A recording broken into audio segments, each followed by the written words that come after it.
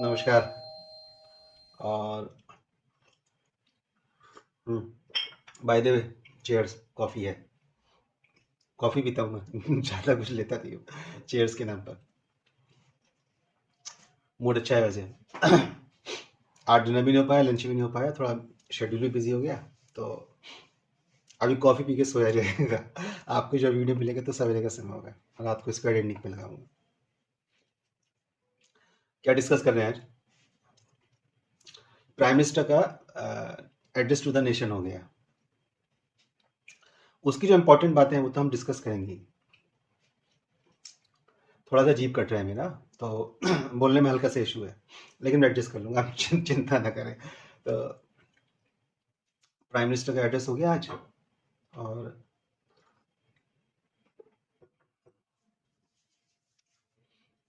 Important बात क्या हुई है? उन्होंने जो संदेश दिया है वो दिया है। उससे पहले भी कुछ हुआ है। उससे पहले 3 इवेंट हुआ आज पूरे दिन के अंदर। एक इवेंट हुआ जब DGMO, director general of military operation, Rajiv Ghai और उनके साथ 2 डायरेक्शनल हेड ऑपरेशंस के, एयरफोर्स के और नेवी के, दोनों आए। और अगर आप ध्यान देखेंगे तो आज जो मेन फोकस था वो था एयरफोर्स के चीफ, एयरफोर्स के जो मिलिट्री ऑपरेशन हेड थे उनका। नेशन को किस प्रकार से विश्वास में लिया जाता है और कम्युनिकेशन कैसे किया जाता है, आज ये काम हुआ। डीजीएमओ की जो टॉक होने वाली थी ना भारत और पाकिस्तान के बीच में, वो सस्पेंड करी गई। सस्पेंड मतलब कि रीशेड्यूल करेंगे, पोस्टपोन करा गया। सस्पेंड शब्द तो मैंने थोड़ा गलत यूज कर दिया। तो स्थगित नहीं हुई थी, रीशेड्यूल करा गया, उनको निलंबित करा गया थोड़े समय के लिए। और शाम को वो डीजीएमओ की बात हुई, टेलीफोन कन्वर्सेशन था और नॉर्मल था, मतलब कोई बड़ी इवेंट नहीं बनाया हो, न्यूज़ बना नहीं है, तो यानी कि कुछ नॉर्मल इवेंट हुआ था। जनरल से एक डिस्कशन हो गया दोनों देशों के बीच में। लेकिन उसके बाद एक मास्टर स्ट्रोक आया। 7:30 बजे डोनाल्ड ट्रंप का स्टेटमेंट आता है। और डोनाल्ड ट्रंप स्टेटमेंट में क्या कह रहे हैं? वो कह रहे हैं कि हमने इस वॉर को रुकवाया, क्योंकि दोनों न्यूक्लियर वॉरहेड थे, दोनों के दोनों देश। अब ध्यान दीजिए, हमने, बोथ, वी। दूसरा कौन हमने? यहां मेंशन मिलता है चाइना का। इसका अर्थ ये हुआ कि भले ही ट्रेड वॉर चल रहा हो, लेकिन चाइना और अमेरिका के कुछ कॉमन इंटरेस्ट है जहां पर वो एक दूसरे से बात करते हैं। गलत तो कुछ नहीं है। अब इंटरनेशनल डिप्लोमेसी में कॉन्सेप्ट चलता है, इसको साधारण भाषा में बोलते हैं नॉन वर्बल कम्युनिकेशन, और इसी को इंटरनेशनल डिप्लोमेसी बोलते हैं स्ट्रेटेजिक टॉक्स, जहां पर science, signal are more important than the words. और टाइमिंग, एक्चुअली आपकी टाइमिंग भी आपका एक सिग्नल है, आपने किस समय पे कोई क्या बात कही है। और यदि आपके पास ये कला है तो मान के चलिए आप लीड करेंगे अपने क्षेत्र में, वो कोई भी व्यक्ति हो। अनपढ़ आदमी चिल्लाता ज्यादा, भौंकता अधिक है। समझदार व्यक्ति शांत रहता है, एक बार में घात करता है।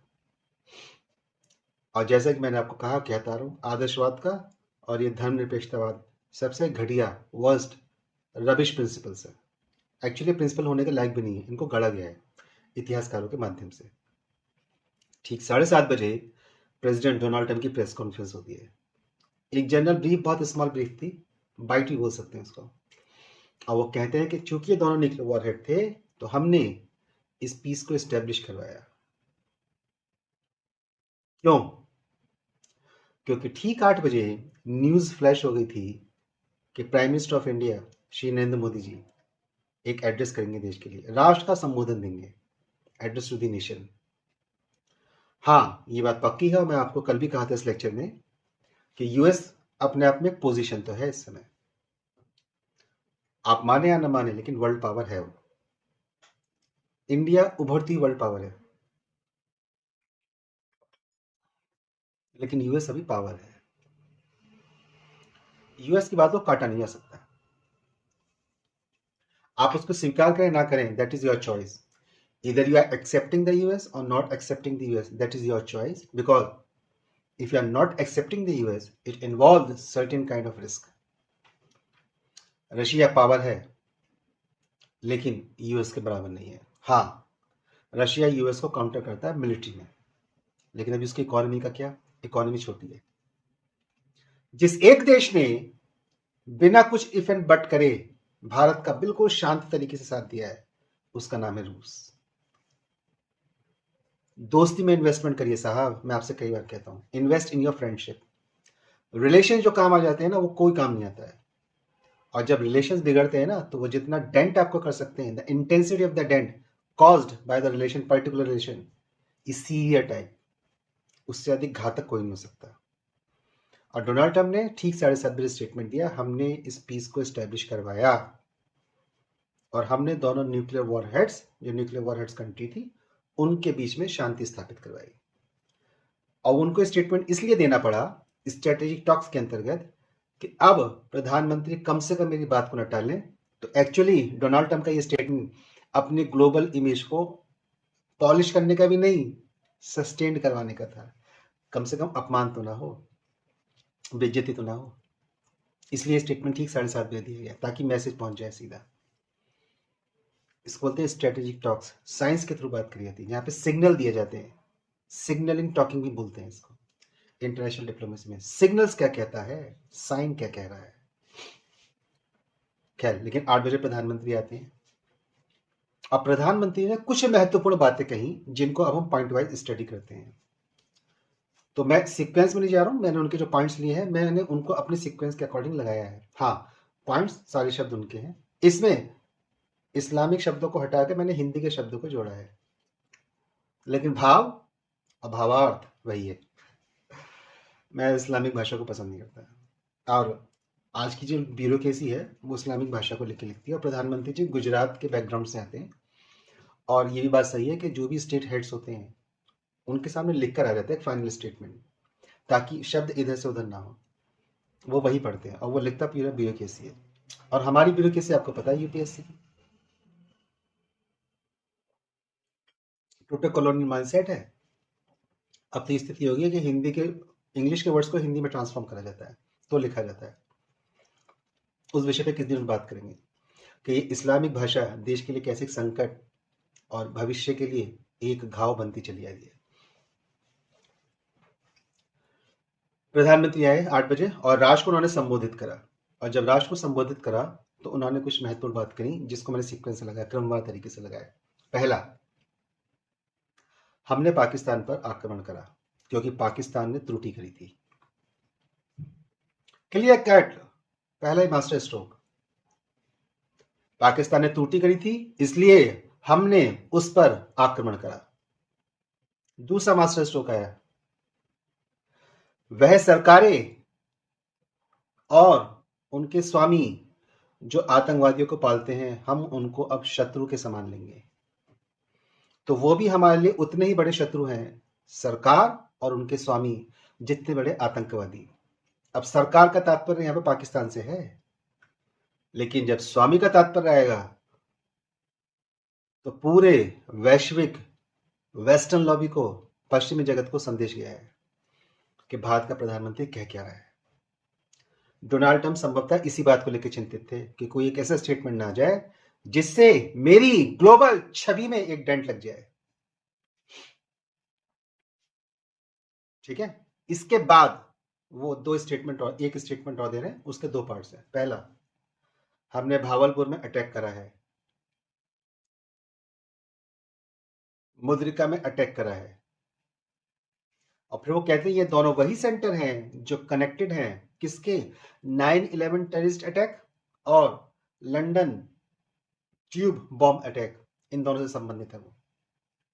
यानी कि वो वैश्विक समुदाय को संदेश दे रहे हैं कि जिस पानी को आपने पाल रखा है भारत की आग और ऊर्जा के विरुद्ध, उसने आपको भी घाव पहुंचाया है।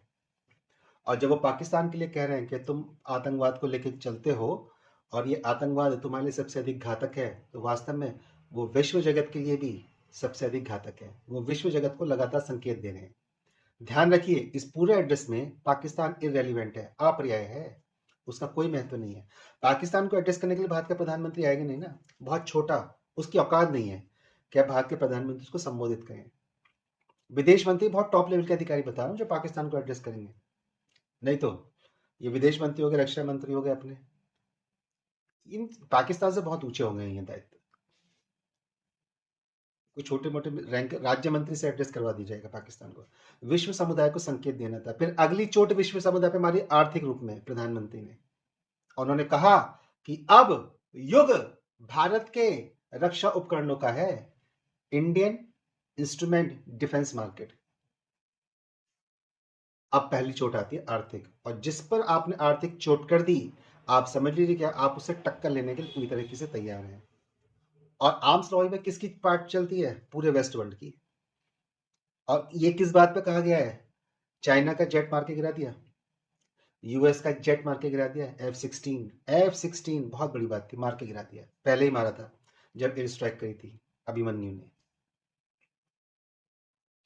आम लॉबी इतनी तेजी से एक्टिव हुई है, इतनी तेजी से एक्टिव हुई है कि वो कह रहे हैं साहब ये क्या हो रहा है, इसको बंद करवाइए।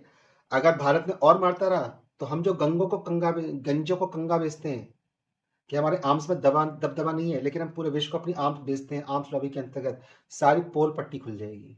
इसलिए उन्होंने कहा कि अब युग है भारत के रक्षा उपकरण के बाजार का। It is the time for the market of the Indian defence equipments. मैं फिर कह रहा हूं क्योंकि हम इसको विदेश नीति के पर्सपेक्टिव एनालिसिस कर रहे हैं, पाकिस्तान यहाँ पे इरेलीवेंट है। वो जैसे उनके लिए पानी है, क्योंकि कल मैंने डिस्कस करा है अपने लास्ट लेक्चर में, आग और पानी का संतुलन बना रहना चाहिए। फिर मकबूल का मैंने रेफरेंस दिया था। तो पाकिस्तान जो है वो वेस्टर्न वर्ल्ड के लिए पानी है, क्योंकि भारत एक नई उभरती हुई ऊर्जा अर्थात आग है। इससे पानी का छिड़काव करते रहना पड़ेगा ताकि शांत रहे, क्योंकि पूरी वेस्ट लॉबी को भारत एशिया की जो सबसे बड़ी शक्ति वो चाहिए चाइना को काउंटर करने के लिए, लेकिन इतनी बड़ी शक्ति नहीं चाहिए कि वो हमको ही काउंटर करने स्टार्ट कर दे। लेकिन भारत अब रुकेगा नहीं। और लास्ट में प्रधानमंत्री ने कहा, ये मैंने क्वेश्चन अपने यूपीएससी के स्टूडेंट्स को भी दिया है, यूपीएससी ने इस पूछा, और ये वास्तव में एक सार्थक उपाय है, कन्वीनियंस मीन्स है क्या? War is also the one of the alternative to maintain peace. युद्ध भी अपने आप में एक विकल्प है शांति स्थापित करने का। अब प्रधानमंत्री ने कहा कि शांति का मार्ग शक्ति से होकर निकलता है। ये उनके लास्ट के स्टेटमेंट थे बुद्ध पूर्णिमा में। आज उन्होंने बुद्ध को कोट करा है, और वो कह रहे हैं कि जब आपको शांति स्थापित करनी होती है और विकल्प कम बचते हैं, सीमित बचते हैं, तो शक्ति भी एक विकल्प है इस शांति को स्थापित करने के लिए। और हमने शक्ति दिखाई है इस शांति को स्थापित करने के लिए। तो वास्तव में इन स्ट्रेटेजिक सिग्नलिंग, स्ट्रेटेजिक टॉक्स के जरिए पूरे विश्व समुदाय को भारत के प्रधानमंत्री ने, मैं प्रधानमंत्री की बात कर रहा हूं, कल को कोई और भी आएंगे प्रधानमंत्री, आज हाँ ये बात सही है कि व्यक्तित्व दायित्व के निर्वहन को, उसकी पोजीशंस को, उसके ऑरा को बहुत बढ़ा देता है। और नरेंद्र मोदी जी ने भारत के प्रधानमंत्री के कद, उसके ऑरा को, स्टेचर को वर्ल्ड कम्युनिटी में बहुत बढ़ाया है।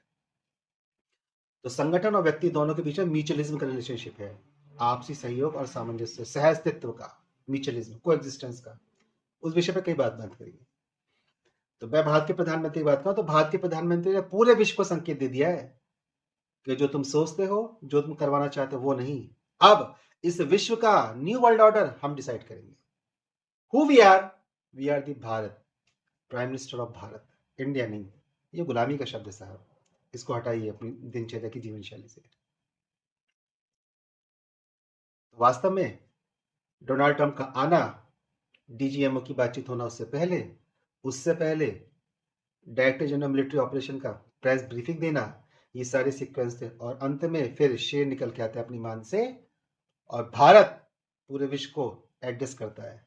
किसके माध्यम से? उसी पानी के माध्यम से। वो पानी है, अपने को क्या है, अपने को तो बस पानी निकालना है, उसकी कोई औकात नहीं है। नपुंसक हिजड़ा देश है, मैं शब्दों के लिए क्षमा करिएगा, नपुंसक हिजड़ा इंपॉर्टेंट कंट्री है, कुछ नहीं कर सकते। 2 दिन में तो घुटनों पे आ गया। वो जो कहता कि भारत, हिंदू और मुसलमान 2 अलग कौम है, we are the superior breed, हम उनसे अच्छे हैं, घुटनों पे आ गए सुपीरियर ब्रीड। शक्तिशाली और बुद्धिमान व्यक्ति शांत रहता है, एक घात करता है बाघ के समान। सफाई करिए साहब, इन सबकी सफाई करनी है।